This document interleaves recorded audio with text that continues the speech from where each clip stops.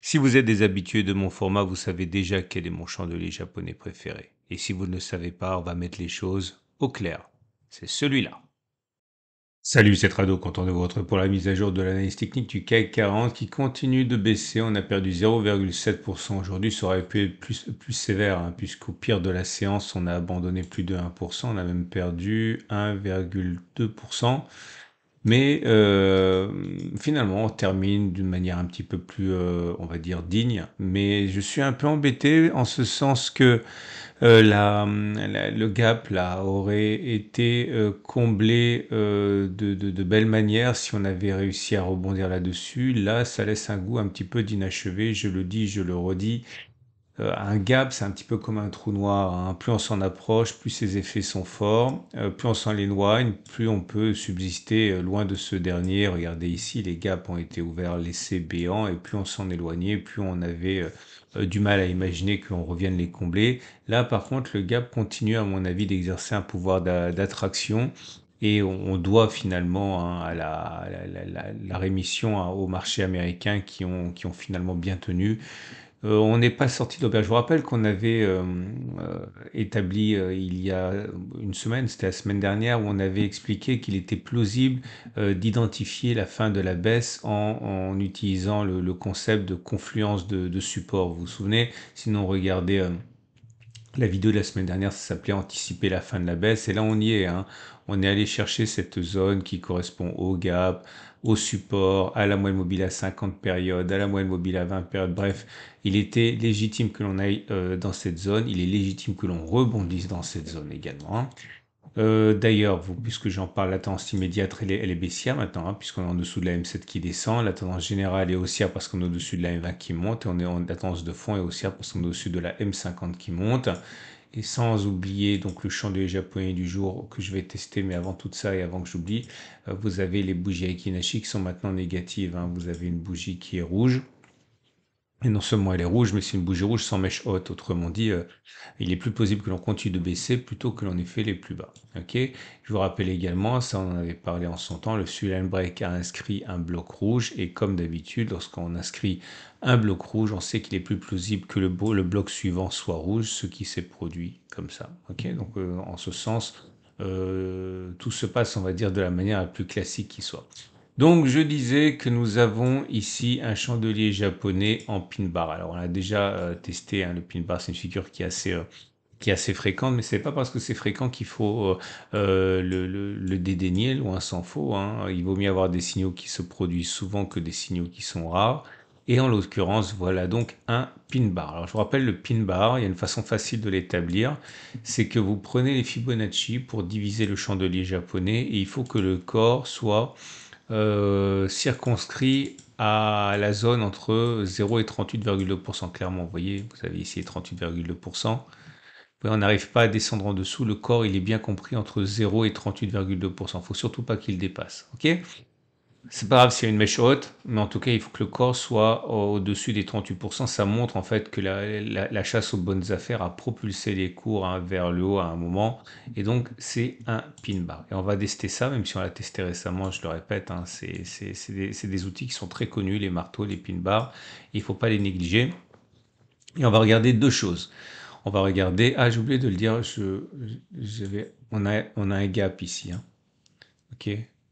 Et le gap, ça vous donne deux objectifs, hein. Soit c'est un objectif, soit c'est un gap de continuation. Et là, l'objectif, c'est de prendre la distance parcourue avant le gap. Donc c'est le sommet reporté par-delà le gap. Et ça donne un objectif qui est d'aller chercher ça. Ça serait bien parce que ça comblerait les deux gaps, hein. Et enfin, le premier gap, soit c'est comblé très rapidement, et dans ce cas, c'est un gap commun, c'est pas un gap de continuation. Et quand vous avez des gaps communs, très souvent, ça va déterminer les bornes d'un trading range. Autrement dit, on ne serait pas sorti de l'auberge, hein. Donc, je reviens sur mon histoire de drapeau de pin bar. J'ai commencé par un exemple qui a bien fonctionné, c'est plus facile.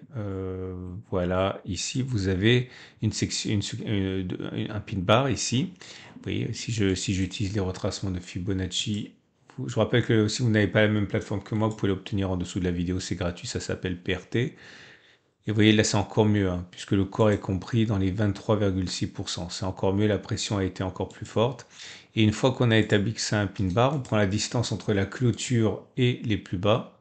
Cette distance s'établit à 0,61.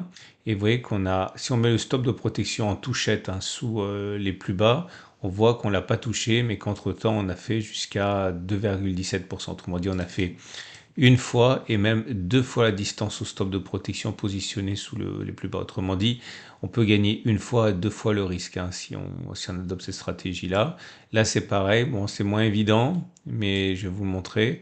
On a ici un pin bar. La distance au stop de protection, c'est entre la clôture, c'est 0,27. Ok. L'idée, c'est que vous rentrez juste à la fin de la séance, hein, quand c'est acquis, genre 5 minutes avant la clôture.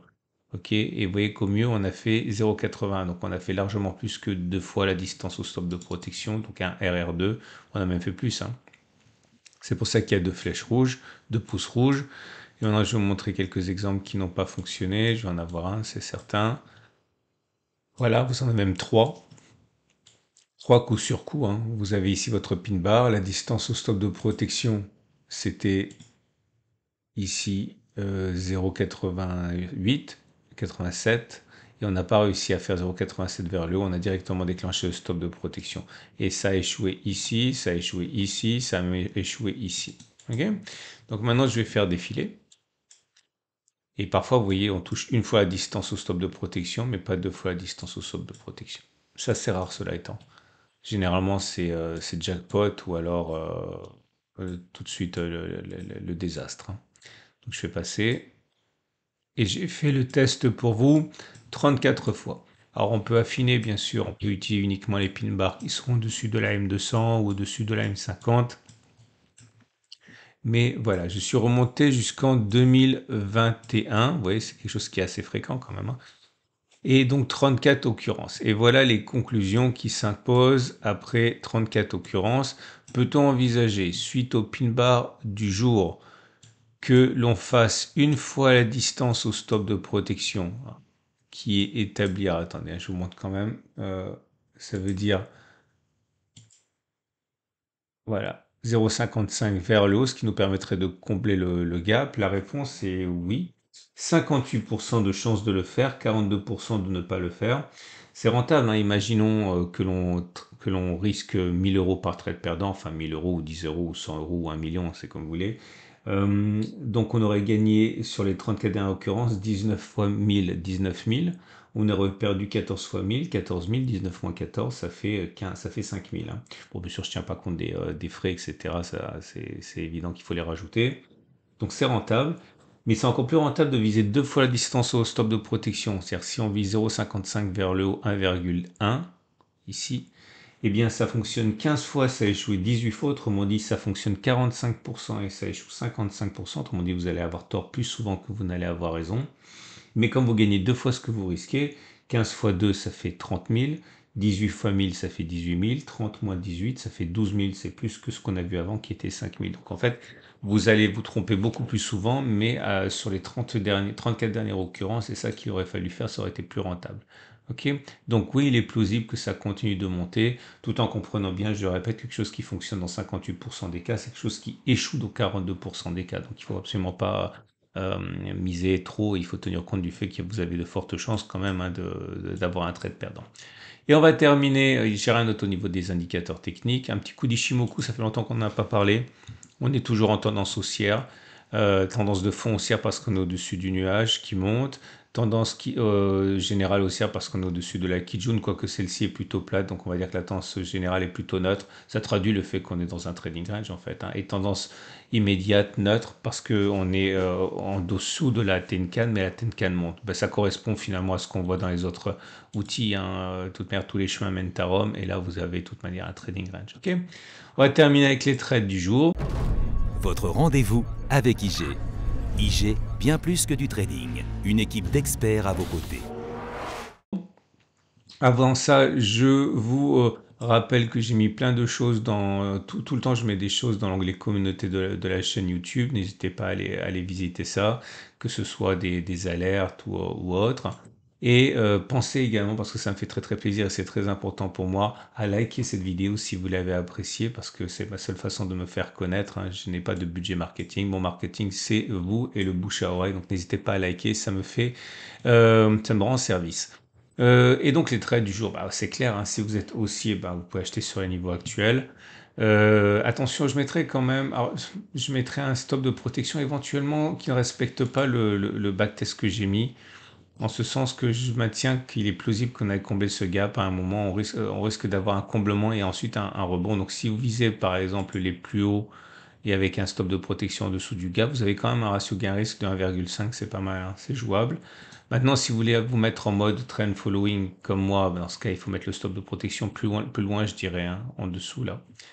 Et si vous êtes baissier, c'est délicat de trader à la baisse maintenant pour des raisons de ratio gain-risque. Maintenant, vous pouvez utiliser le gap ici, faire le pari d'un gap de continuation.